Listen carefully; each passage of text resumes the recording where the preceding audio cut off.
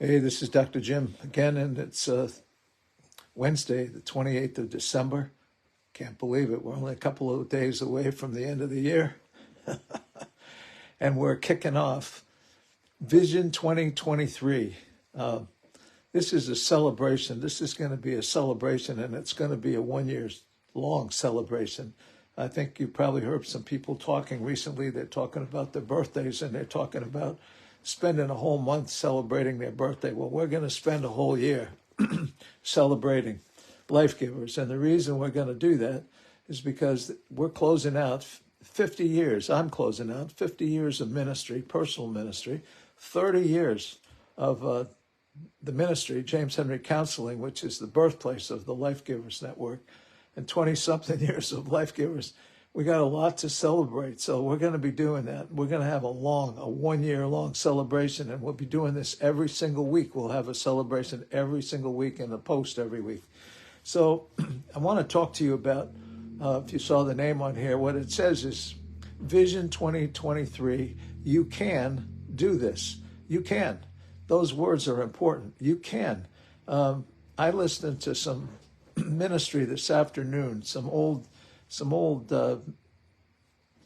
talks that were done by a friend of mine, presentations, and I was unbelievably blown away by what this brother said, and in a very prophetic sense.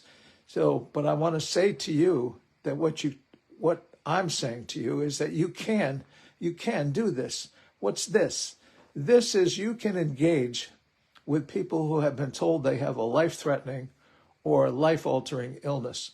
Many of you have asked me over the years, how in the world do you do this? And you're going to hear a little of that today.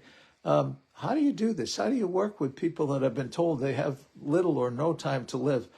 How do you work with people who are in situations that appear to be hopeless? That's how they appear.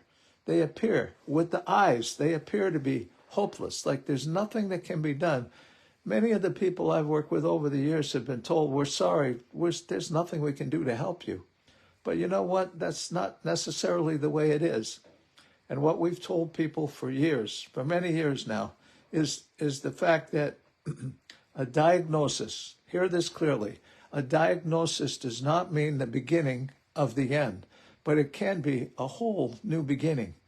A whole new beginning for what? A new beginning for life. You know, life isn't necessarily based on quantity, the number of days, weeks, months, years you have, but the quality of your life. And some people live more in a short period of time than others who live many, many years. Jesus is a good example.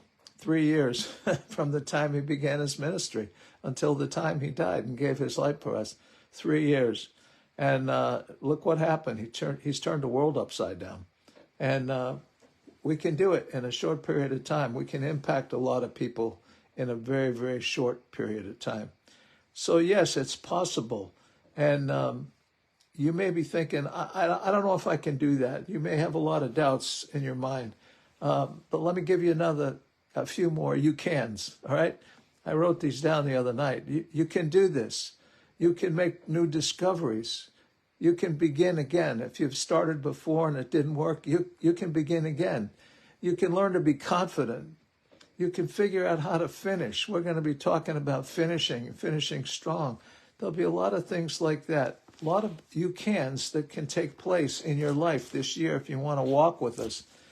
And that's another thing that I want to talk to you about is the fact that I'd like you to consider this as a journey.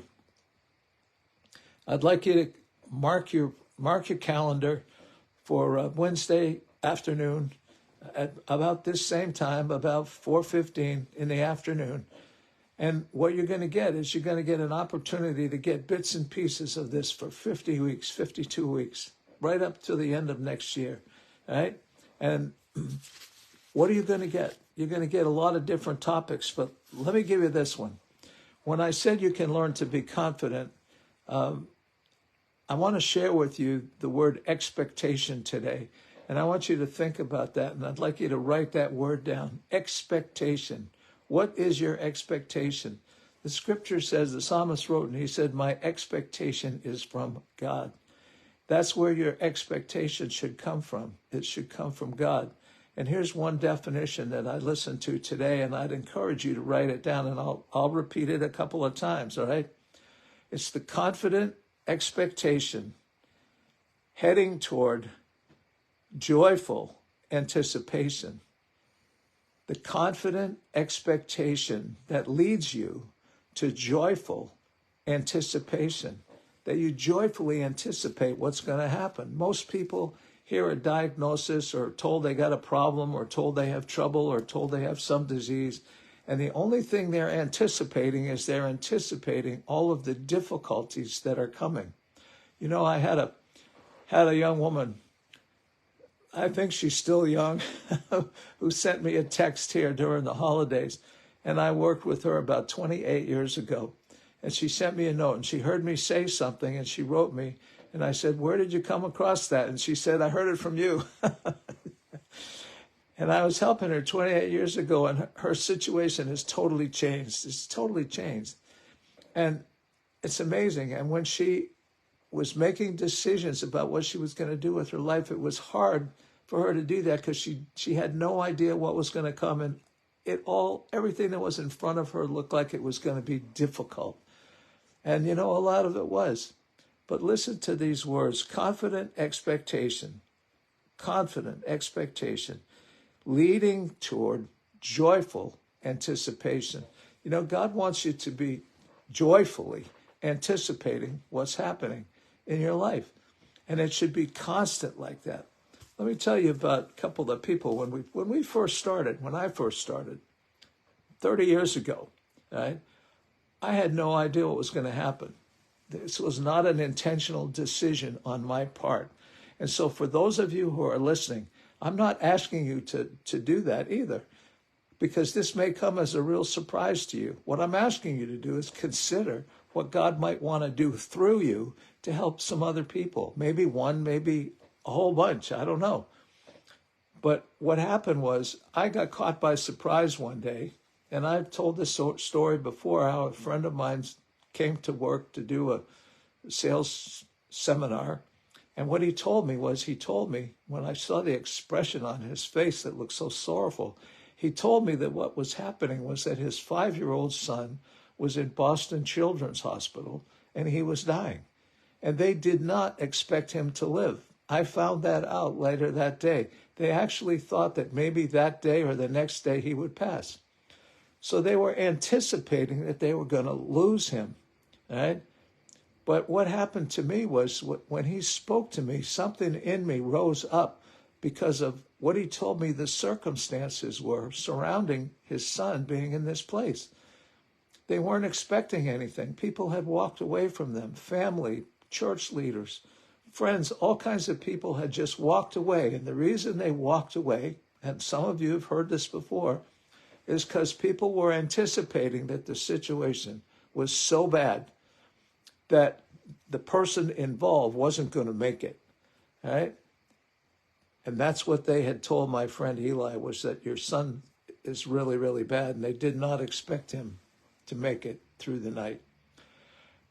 Well, I said to him that afternoon, after he got through talking to me, I looked at him, I was right in his face, and I said to him, "I'd like to come and visit you and your wife later today if I could do that."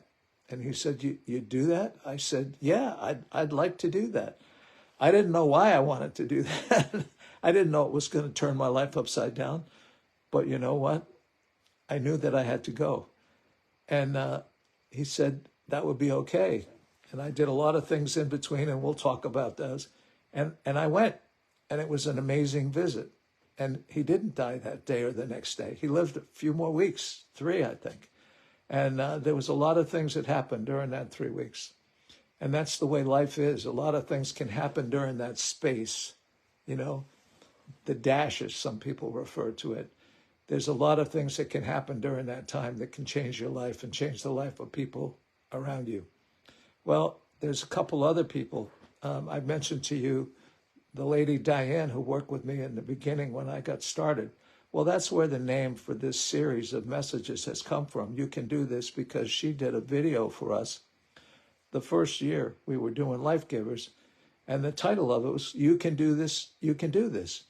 She didn't expect that she was going to be doing that kind of work, working with me. She had been doing estimates on contracts for somebody and helping price them out.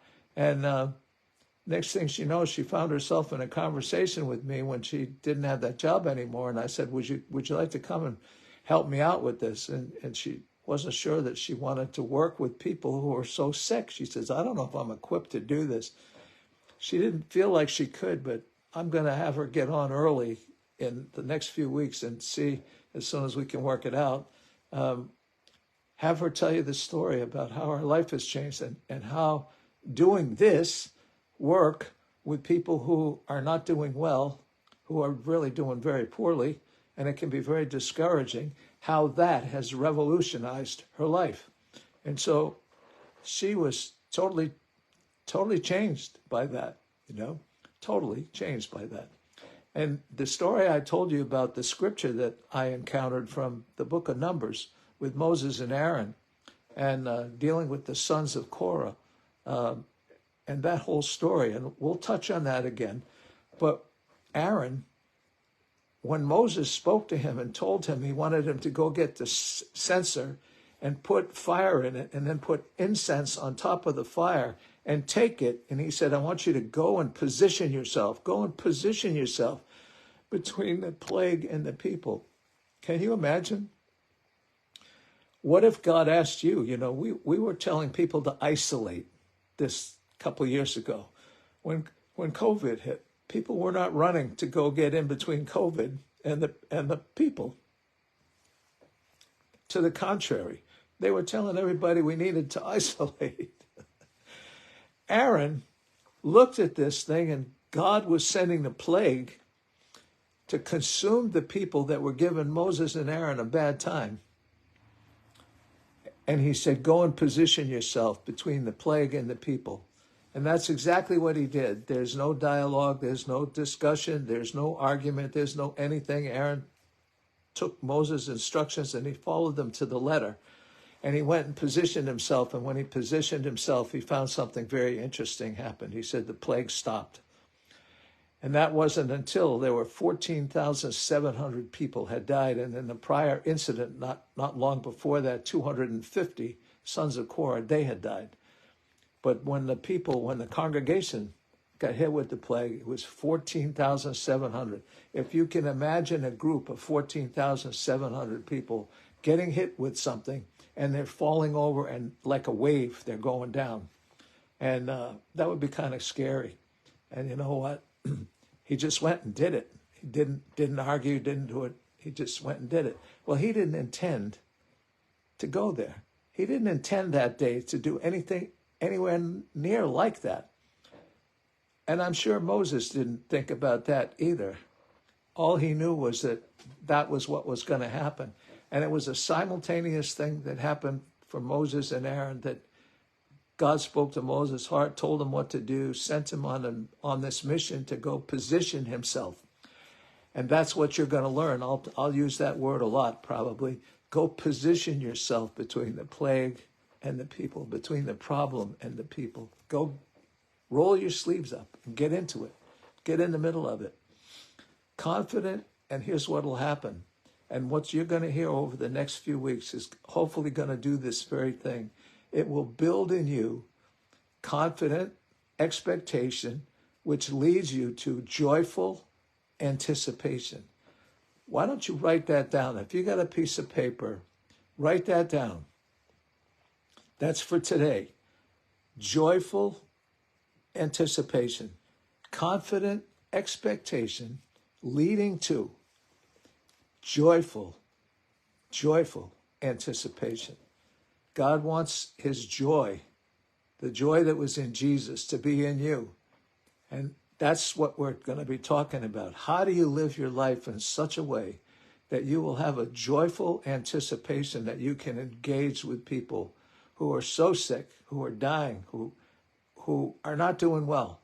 Because what we're going to teach you over the next 50 weeks, we're going to share with you how you go about ministering to people in such a way that you can anticipate good things happening to them, to you, to the people, to their family, to everybody around you. And that's a really wonderful thing. So I want to encourage you, if you would do this, if you haven't written that down, write it down.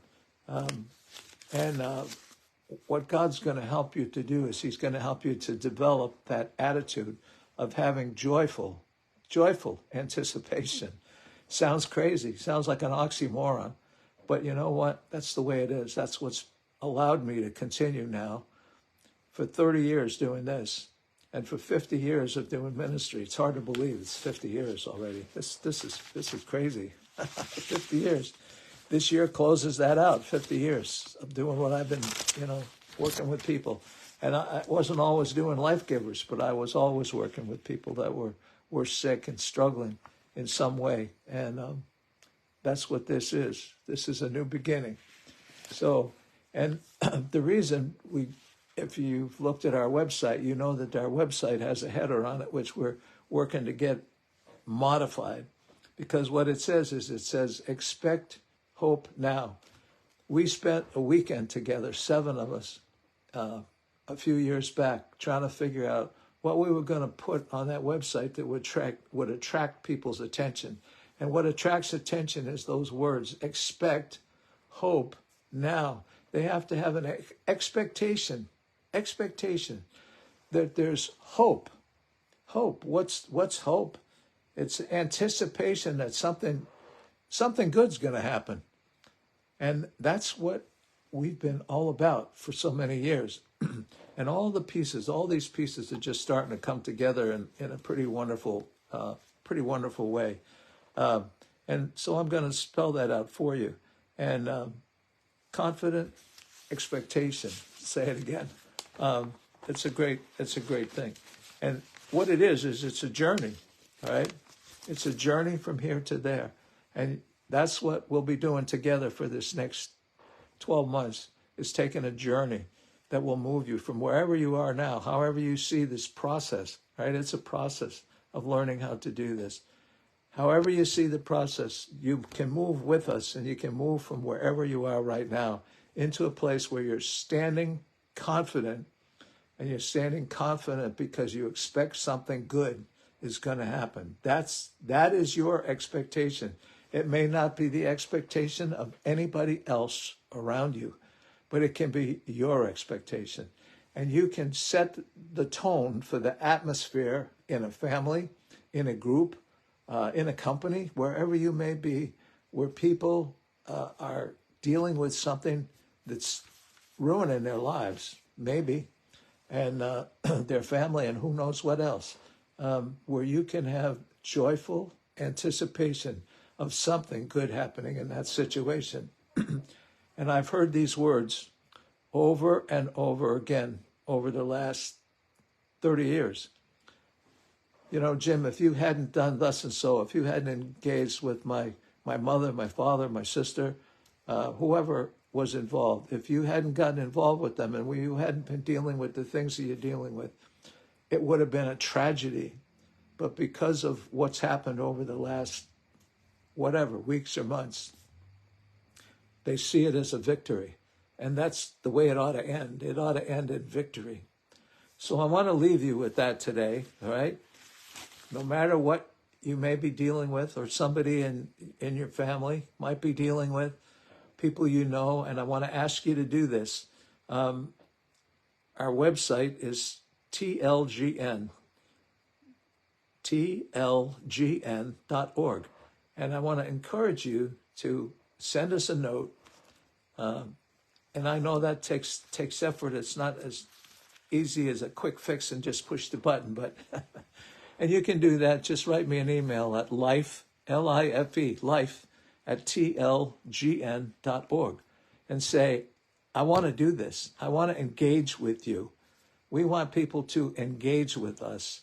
Get involved, roll up your sleeves, and find out what's involved and what it's going to take, all right, to go through a process of learning how to change the situation, change the atmosphere, so that there can be a confident, no matter how bad it is, no matter how serious it is, there can be a confident expectation, all right, of joyful of a joyful anticipation settling in on the whole situation. That's a wonderful thing. That's a good thing. So here it is, December 28th, only a couple of days left in the year. There'll be a letter going out from our office in the next couple of days, a year-end letter, our objectives for the year, which have been to raise some funds to expand what we're doing. We've got some pledges already from people that what they hope to do and plan to do, what we plan to do by supporting missions and people overseas. Most of you know that I have a young man that I've been supporting now for about 8 or 9 years, supporting him spiritually, emotionally, whatever, in every which way, who has multi-site church and about 800 to 1,000 people. Somewhere it fluctuates because they have to deal with COVID too, and what they've been through and what they've done, but he's been building while they had very little to work with. And we're looking at supporting them, as well as we're looking at getting started for those people who will walk with us and journey with us. If you will journey with us and learn this process, learn what's involved in how to move people from where they are, from sorrow and a lot of pain, and move them into a place where there's a joyful anticipation of what may be coming. That's what we want to see people do. And I would like to see us begin to establish new places at different parts of the country. We've got a lot of people we're talking to, so I'd like to see us establish a lot of new Life Giver sites. And we can do that. And we'll help you do that. And you can do that. That's one of the things you can do. So you can help us. And if you would, just write me and tell me, say, you know what, I want to engage. I don't know what I'm doing. I don't know where to begin or anything else. You don't have to know where to begin. The begin is just sit down and write me an email and say, Jim, I want to begin. I want to get started. I want to help you to make this happen in different places. And help us do that. I'd like to see us open 52 places in the next 12 months, one a week for the next year. If we open more than that, it would be glorious. But minimally, I'd like to see us open one a week. So, folks, I hope you've had a good holiday season. I hope you're expecting a wonderful 2023. We're going to help you make it even better than you thought that it could ever be. And I want to see that happen for a lot of people, especially people that are fighting for their lives and families fighting for their loved ones. So we're going to do that, and it'll be amazing what happens. So I bid you farewell for today. God bless you. I hope you have a safe New Year's. We like it quiet. I gave up the party stuff a long time ago. And so, friends, have a wonderful New Year, and anticipate 2023 may be the best year of your life.